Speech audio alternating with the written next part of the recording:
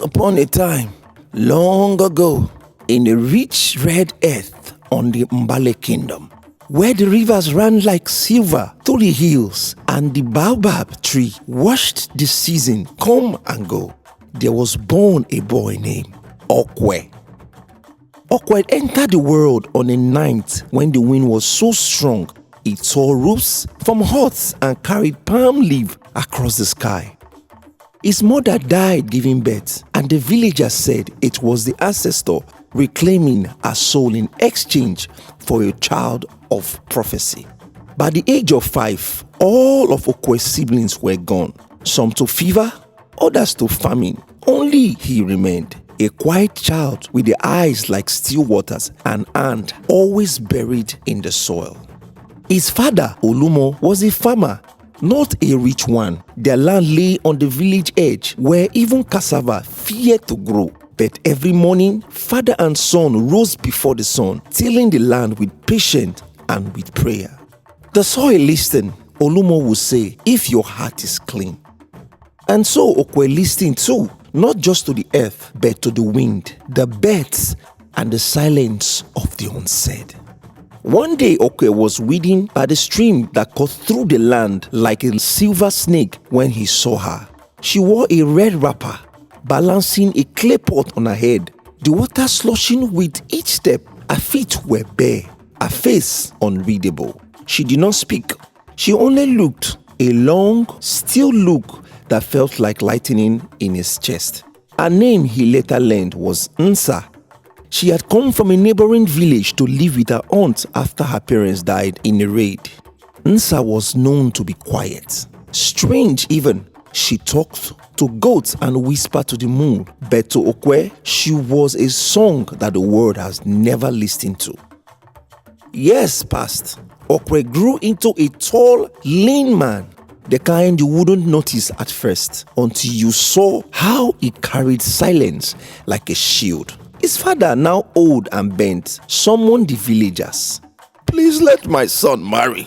Please let my son marry. Olumo said, coughing in between words, let my son marry.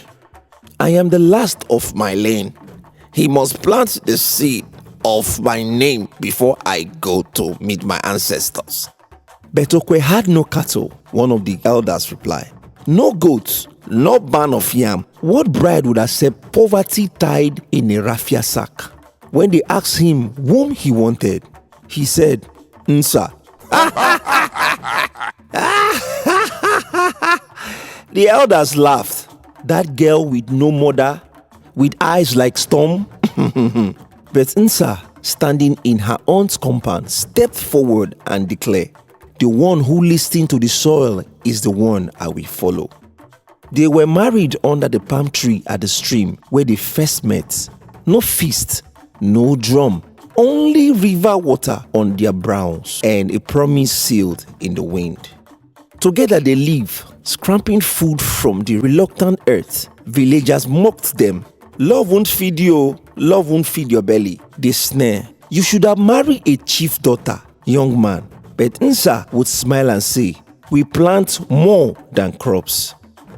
One dry season, when the sun punished the ground and even ants stopped marching, Okwe dug deeper than ever before.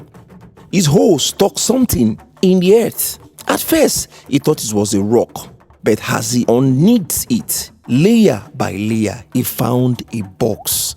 An ancient box bound in iron, sealed with cowrie shells and graven in forgotten script. The elders were summoned. When they opened the box, silence fell like a blanket. Inside was gold, beads of royal house, and a scroll sealed with sigil of the first king of Mbale. Okwe's blood was royal, not by luck, by ancestry. The land has been waiting to reveal his inheritance, but only when he approached it with love, patience, and humility, not greed. Okwe was crowned under the very baobab where his father once prayed. He refused palace. He built schools, roads between villages, he and Nsa became known as the Soil King and the River Queen, symbol of new age. Those who mocked him came asking for food. He gave freely. When they asked how he had known he was meant for greatness, he said, "I don't know. I only knew I had to be faithful in the small things. The rest was hidden beneath the soil." And when Olumo died, his son buried him in the land he once toiled, beneath a tree that bore fruit for the first time in 40 years. They say his spirit is still there smiling. And so in Mbale, they teach every child this singing. Do not despise the boy who plants in sand. He may harvest gold. Because greatness, like yam, grown on the ground.